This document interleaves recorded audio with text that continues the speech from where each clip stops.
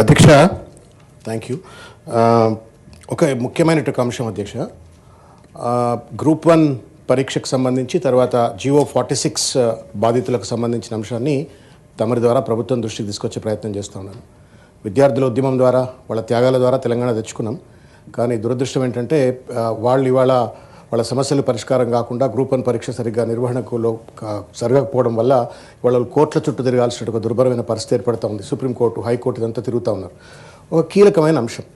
నేను ఈ ప్రభుత్వాన్ని ఒక అప్పీల్ ఏం చేస్తా ఉన్నానంటే, మన పిల్లలని మనం కోర్టుల చుట్టూ తిప్పి వాళ్ళను రకరకాలుగా లక్షల మంది విద్యార్థులను ఇబ్బందులకు గురి చేసే బదులుగా ప్రభుత్వము ఈ సభ ద్వారా ప్రభుత్వం ఒక వైట్ పేపర్ను రిలీజ్ చేసి అసలు గ్రూప్ 1 పరీక్షలు జరిగినట్టు ఒక లోపాలేంటి, నష్టాలేంటి, లాభాలేంటి, ఎందుకు ఇవాళ విద్యార్థులు కోట్ల చుట్టూ తిరుగుతూ ఉన్నారు, ఖరీదైన కోట్ల రూపాయలు పెట్టి ఖరీదైన అడ్వకేట్లను పెట్టి మన పిల్లల యొక్క రైట్స్ని మనమే ఎందుకు ప్రభుత్వం వేసి కట్టలు చేస్తుందంటే అంశాన్ని దయచేసి ప్రభుత్వం సమాధానం చెప్పాలని కోరుతా ఉన్నాను. ఇంకొక సూచన ఏంటంటే అధ్యక్ష, JNTUలో వాస్తవానికి సెంటర్ ఫర్ గుడ్ గవర్నెన్స్లో మెయిన్స్ ఎవాల్యుయేషన్ జరిగింది అని చెప్తారు. కానీ మేము RTIలో వేసిన సమాచారం ప్రకారంగానేమో మాకు JNTUలో జరిగినట్టుగా మెయిన్స్ అంటే చాలా మెయిన్స్ ఎగ్జామ్స్ అంతా కూడా JNTUలో ఎవాల్యుయేట్ అయిందని. So this is fundamentally flat.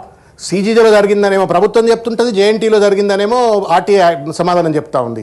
అట్లా మన పిల్లలని మన భవిష్యత్ తరాలను కోర్టుల చుట్టూ తిప్పి వాళ్ళు రేపు నానా రకాలైన రెస్ట్లెస్ గురయ్యేటువంటి ఒక పరిస్థితి ఏర్పడుతుంది. కాబట్టి ఇంకొకటి GO46 బాధితులు కూడా ఈ ప్రభుత్వం అధికారంలోకి వచ్చే ముందు GO46లో ఉన్నటువంటి ఒక తప్పిదాలను మేము సరిదిద్దుతాము, వాళ్ళకి న్యాయం చేస్తామని చెప్పని కానిస్టేబుల్ రిక్రూట్మెంట్ వాళ్ళని కూడా ఎన్నికల్లో పెద్ద ఎత్తున వాడుకున్నారు అధ్యక్ష. లక్షల మంది విద్యార్థులు ప్రభుత్వానికి అనుగుణంగా ఎన్నికల్లో ప్రచారం చేసిండ్రు.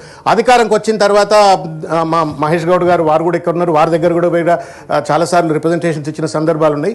కాకపోతే వాళ్ళని పట్టించుకున్న దాఖలేదు, వాళ్ళు ఇవాళ సుప్రీంకోర్టులో ఉన్నారు. నేను ఒకటే అప్పీల్ చేస్తా ఉన్నాను ఏంటంటే, what could be done by the government in legitimate in constitutional manner, there is no need for them to push the students to go to the courts. కోర్టులకు వెళ్ళి వాళ్ళు డబ్బులు ఖర్చు పెట్టుకొని నానా ఇబ్బందులు పడి మన పిల్లలను మనం కోర్టులకు పోకుండా దయచేసి ఆదుకోవాలని చెప్పని ప్రభుత్వాన్ని నేను విజ్ఞప్తి చేస్తాను.